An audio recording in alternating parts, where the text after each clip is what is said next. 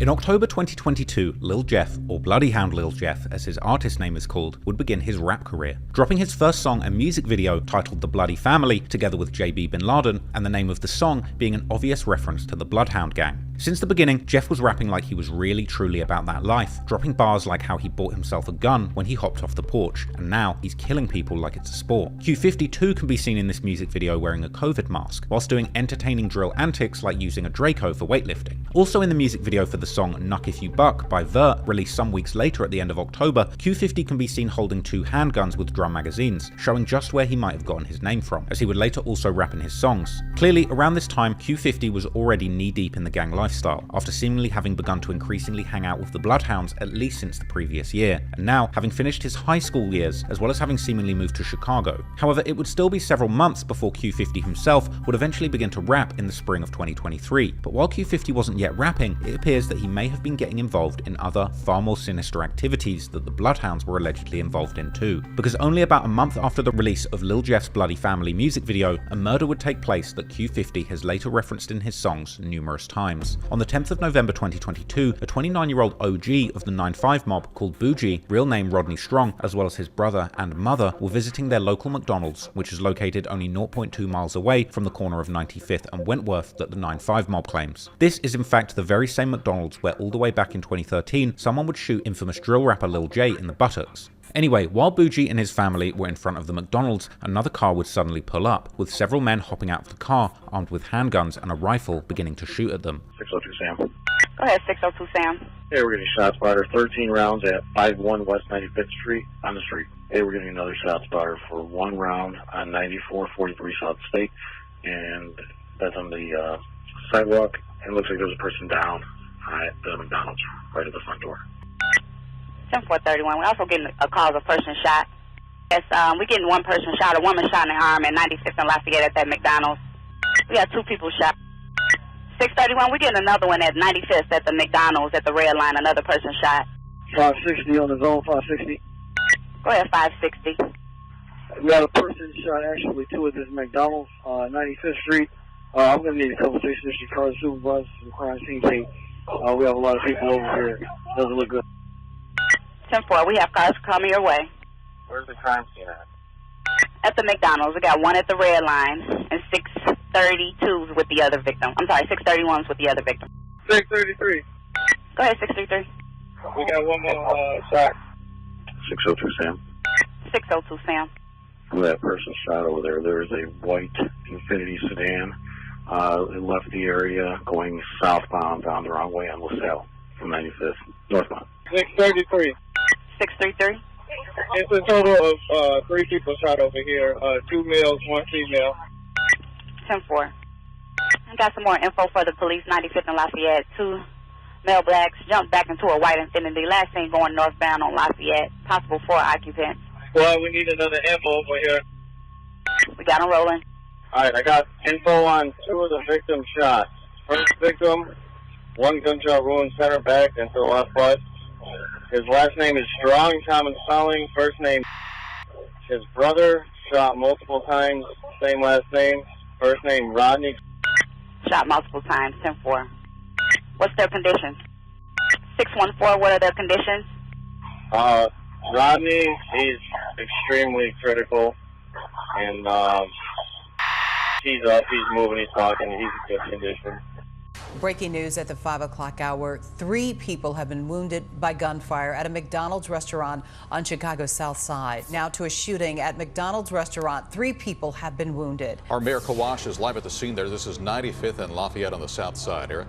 Cheryl Allen, still quite the scene here from police as they have this entire McDonald's blocked off right off the Dan Ryan. As of right now, Chicago Fire tells us there are 3 victims in this shooting. Their ages ranging from 29 to 49 years old. Witnesses tell us this was kind of sparked by a drive-by. That's where these bullets were coming from, out of some vehicle here near 95th and Lafayette. Now, officials tell us there are some shell casings inside that McDonald's here, which again is closed right here. It's still not clear what sparked the shooting, but we know the 3 victims are being treated at nearby hospitals. 2 of the men listed in critical condition and a female also seriously hurt. We just spoke to a pastor who has a church right nearby. He came over here just after those shots were fired. On the day that's supposed to be, the last warm day of the year, you're right after the elections, so we can see if, some of these people are going to do what they say. And they got a good example today. It's a violent day in the city, and definitely a violent, just crazy day here while people are trying to come home from work.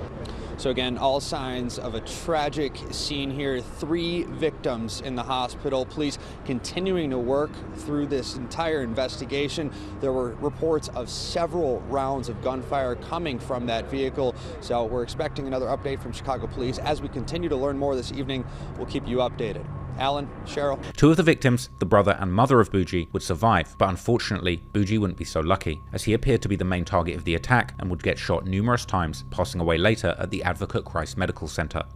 Now to a breaking news update, a shooting right in front of a popular McDonald's. 1 man is dead, 2 others hurt. Pastor Donovan Price says he's saddened to hear about this incident, not only because of those injured and killed during the shooting, but also because it's on that very same corner where he does a lot of his anti-violence and community outreach. Thursday night, crews boarding up the windows of this McDonald's on 95th Street, just off the Dan Ryan, where police say a woman and 2 men were shot. Apparently a car pulled up with an individual who opened and shot, and at least 29 shell casings I counted. And so it was quite a shooting. Just before 3 p.m., a 49-year-old woman was shot in the arm. She's expected to be okay. A 27-year-old man was shot in the back and is in good condition. And a 29-year-old man was shot multiple times and died, according to police. It's unclear if the 3 are related or if they were the target of the shooting. One of the young men that got shot, he went running back into McDonald's, and a CTA bus driver, a bus operator, caught him as he fell. One ran around the back by the Maxwell Street hot dog stand, and he succumbed to his injuries. He fell. At the scene, clothing and bullet casings scattered all along the sidewalk. Tragic at such a busy street during almost during rush hour time. What could have happened is perhaps what we should be thankful for in the midst of the tragedy. Yeah, police are still investigating this shooting, and so far, no one is in custody.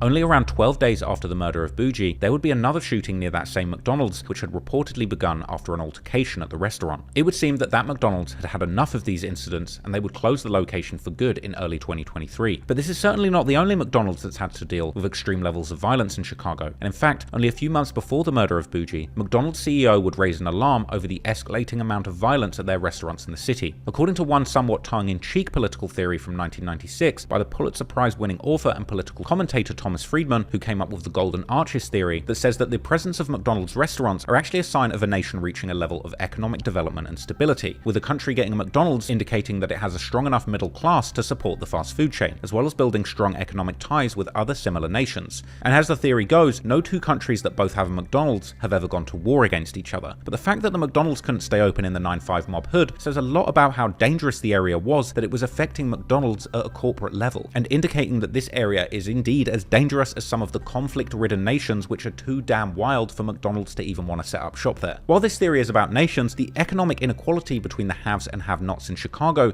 and the effects, like crime, that follow on from such inequality are clearly reflected in certain areas of the city, which have seemingly reached the levels of instability where even fast food chains like McDonald's struggle to keep their businesses open there. And that also goes to show how hard life is for the residents there too. Because if the McDonald's can't stay open due to violence, then people in the area can't go and work there for an honest employment, closing yet another avenue of economic opportunity in the area and forcing even more young people to turn to crime to get by. It's truly a vicious cycle. But anyway, there would seemingly be no strong leads in Boogie's murder, even with the details about the suspects being incredibly vague, as the assailants had seemingly covered their faces and bodies almost perfectly. But there would be clues about who might have been involved circulating amongst the local drill rappers. In April 2023, Q50 would begin his rap career, releasing the song and music video titled Big 3, which would include verses from Jeff and the Bloodhound member Slimito, aka Queese. Q50, who is dressed in all black while wearing a ski mask, begins his verse by also stating that when he stepped out in this gear, somebody died. But it wouldn't be until his next song, titled Coffin, which also includes verses from Jeff and JB Bin Laden, that Q50 would begin referencing the murder of Boogie, as he raps that someone should go pick their brother up before saying, "Now that's disrespect," and F95. These lyrics seemingly being aimed directly at Boogie's brother, who was there that day. After Coffin, Q50 would seemingly not pay much thought to rapping, as he would only drop 2 songs officially, neither of these seemingly mentioning anything explicit about Boogie. But he was by no means done with the dissing, and after Lil Jeff's death, as he would begin to pay much more attention to his rap career, the dissing would continue on both songs and on social media. In his track Splash Bros, released with a music video in July 2024, Q50 raps that since 9-5 Mob wanna troll, you should ask them about McDonald's, with this being yet another clear reference to the murder of Boogie, even adding an ad-lib after the bar saying that the McDonald's got closed due to this incident, with the diss seemingly being prompted by the fact that 9-5 Mob were trolling Jeff after his death. Indeed, amongst other disses, on June the 8th when Jeff was killed, a member of the 9-5 Mob would write a tribute to Boogie on social media, and then, on Jeff's posthumous birthday on the 14th of July, Boogie's brother himself would post on his social media how it's a dead dude's birthday, and then writing "Happy Birthday, bitch."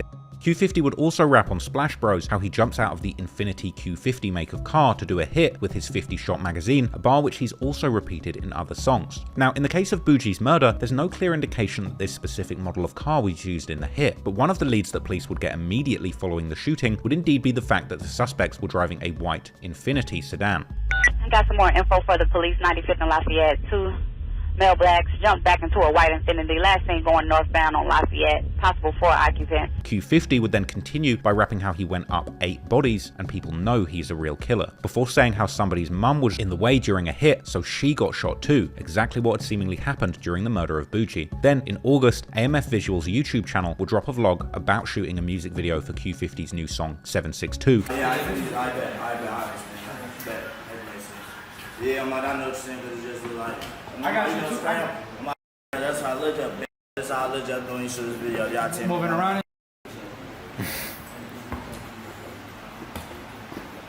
That's how I look up, before. Oh, I'll be trying for it's stiff ass move. Unfortunately for Q50, this song, among many others, would end up leaking before the official release of the music video, something that would seemingly piss him off a lot, though the song would eventually get an official release in August 2024. In the song, Q50 would make his most direct disses towards Boogie so far, as he raps how Boogie had tried to run and had tripped, and that's why he got killed, before making yet another reference to McDonald's being closed, saying that he doesn't want to work shifts there anyway. Then, in another song by Q50 and Jeff, titled Should Have Ducked, which was leaked soon after, Q50 raps how someone was stealing from the Bloodhounds, so he hopped out broad day and caught that person's friend together with his brother, which seems like yet another reference to Boogie and his brother, with the implication being that someone affiliated with the 9-5 Mob may have been stealing something from the Bloodhounds, causing them to retaliate. Although in all fairness, this particular lyric could also reference the much more known double murder of 2 high school students in downtown Chicago that Lil Jeff and the other Bloodhounds have also claimed responsibility for. In any case, the dissing wouldn't stop there, because in yet another leaked song titled Kill Switch, which includes verses from Q50, Jeff, and a Bloodhound affiliated rapper called T-Slick, Q50 aims his disses again directly towards Boogie, saying that when he died, his friends did nothing but a diss song in response. Lil Jeff too had previously made a similar remark in his song Tony Montana, released in April 2024, but at the time it wasn't clear whom he was talking about. The diss that Q50 and Jeff are likely referring to is a little known song titled Get Even by a 9-5 Mob rapper called Mark from 9-5, which was released about a month after Boogie's murder. In the song, Mark raps how they're sliding through the 9, which is likely a reference to the 79th Street that the Bloodhounds claim, before saying how they took a loss and need to get even, which seems to be a clear reference to Boogie. Mark also directly states how they shoot people for Boogie, before saying how they stand over a hound and overkill him, the reference to the Bloodhounds now being crystal clear. He then further continues how the murder of Boogie turned him up, so he's going to slide through the 7-9 and shoot it up, before continuing to explain how another rapper is dead because they hit him up, and then seemingly telling a rapper to stay inside and stop trolling because they know his face. While Q50 wasn't still rapping at the time this song was released, Lil Jeff certainly was, and it just so happens that he had dropped a song and music video titled I Love My Draco together with Vert at the end of November 2022, just 20 days after Boogie's murder, and 15 days before Mark would release his diss. The name of the song, I Love My Draco, is interesting in its own right, given that one of the guns used in the murder of Boogie was supposedly a rifle. Because while a Draco is technically not a rifle, it certainly looks like one, as well as using the same bullets that many assault rifles also use. The music video begins with a clip of Jeff and Vert sliding in traffic, with Jeff using a shirt as a mask while they listen to the song Should Have Ducked by Lil Durk and Pooh Shiesty, with Jeff rapping along to the lyrics about being Mr. Leave No Evidence. Oh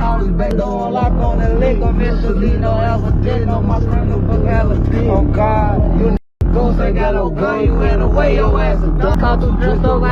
The song then starts with the music video showing about a 1-second clip of someone who looks like Q50 holding up a gun to the camera. This being one of the very few times that Q50 is actually on camera in the video, as if him showing up at the beginning masked up was simply to send a message. Interestingly, Lil Jeff is also masked up in the video, with the last image that Boogie may have seen before he was gunned down being these two masked up guys running up on him. The video as a whole then is likely explaining why 9-5 Mob may have taken it as Bloodhounds trolling them. Mark would then end the dissing of the Bloodhounds on his song by rapping how they're shooting with switches and another person will be dead on Cottage Grove. This street of course being the largest and busiest street in the Bloodhounds or Drill City's hood, where numerous people have lost their lives. However, despite even 9-5 Mob seemingly admitting that the Bloodhounds were behind this murder, there are also other theories about who might have been responsible. These rumours revolving around 9-5 Mob's more close by ops, such as a set called Nateville and another set called Rack City. All these three sets being very close to each other. The rumours have even caused debates on places like Reddit, where Jeffologists have gotten mad at people for quote unquote trying to discredit his work, which I guess is one way to talk about murders if you've been as prolific in them as Lil Jeff supposedly was. These discreditors have even claimed that they have inside sources who have told them that Rack City was actually behind the murder of Boogie. Rack City are certainly no strangers when it comes to violence, and members of the set were recently charged with a RICO case in connection with the murder of a man named Ogonia Okiki. This murder allegedly being committed by Rack City against none other than 9-5 Mob, which the news report referred to as the Princeton Park GDs. But to be clear, in the end, nobody has seemingly been charged for the murder of Boogie, and thus there is seemingly no credible evidence against either the Bloodhounds or Rack City. But clearly, one gang has been way more eager to claim it than the other. And while it's difficult to say if Boogie's murder is Q50's alleged first one based on his lyrics, it seems to hold a special place in his heart for one reason or another. In any case, what does seem clear based on Q50's lyrics is that going forward, his capacity for violence would only increase. But it wouldn't be his ops who would get hurt, because in 2023, Q50 himself would seemingly come within an inch of his own death.